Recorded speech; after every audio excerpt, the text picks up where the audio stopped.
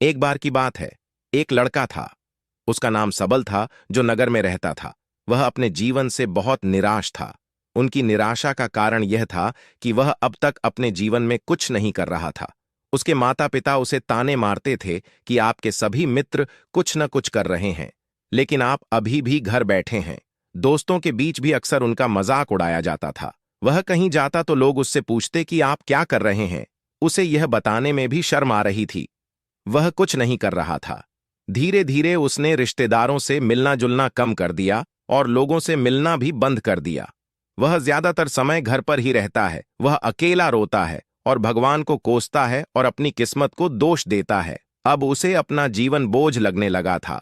कभी कभी वह सोचता कि कब वह कुछ करने के योग्य बनेगा, और फिर वह सोचता कि जिंदा रहने से अच्छा मर जाना है। एक दिन वह अपने नगर की एक गली से गुजर रहा था। तभी उसने देखा कि एक उपदेशक दुखक और परेशानियों पर उपदेश दे रहा है। वह भी उसी भीड़ में सबसे पीछे बैठ गया और गुरु के प्रवचन सुनने लगा। उपदेशक कह रहा था, दुख एक शिक्षक की तरह है जो हमें जीवन की सच्चाई दिखाता है और हमें जीने का सही तरीका सिखाता है। आप चाहें तो जिंदगी जीना भी सीख सकते हैं।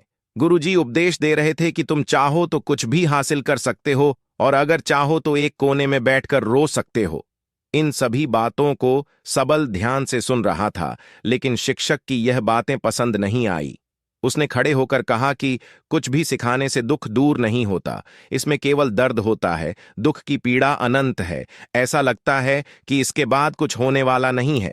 इससे कुछ भी फर्क नहीं पड़ता है। इसके सामने तो मौत भी छोटी लगती है। उपदेशक ने कहा, फिर तुम्हारा दुख क्या है? सबल ने उसके सामने अपनी सारी व्यथा सुनाई और पूछा, मेरे दुख का कोई उपाय है तुम्हारे पास? यह सुनकर शिक्षक मुस्कुराए और बोले, तुम उस दिन मेरे पास आओ जब आपके जीवन में वास्तविक दर्द हो। मैं आपकी समस्या का समाधान अवश्य करूंगा। यह कहकर गुरु वहां से चला गया। सबल ने सोचा, कहीं मेरा दुख नकली तो नहीं है? क्या मैं जिस दर्द से गुजर रहा हूं वह नकली है? मेरा दुख कोई नहीं समझ सकता। जब मां बाप नहीं समझते तो गुरु क्या समझेगा? उनके दुखों से व्यथित होकर सबल ने एक फैसला लिया कि अब वह कुछ करेगा। सबल ने एक छोटा व्यवसाय शुरू किया, पर उसे सफलता नहीं मिल रही थी। लेकिन उसके घरवाले पूछते हैं कि क्या वह कुछ कोशिश कर रहा है। वह अपने व्यवसाय में लगा रहा और धीरे धीरे उन्हें सफलता मिलने लगी। फिर उसने गति पकड़ी और केवल 3 साल के अंदर ही वह एक बड़ा बिजनेसमैन बन गया। अब सबल के आसपास ऐसे कई लोग थे जो उसकी परवाह करता था, जो उससे प्यार करता था। अब उनके परिवार के सदस्य भी उसकी तारीफ करते नहीं थक रहे थे। दिन ब दिन उसके मित्रों की संख्या बढ़ती जा रही थी। अब वह अपनी जिंदगी से बहुत खुश था।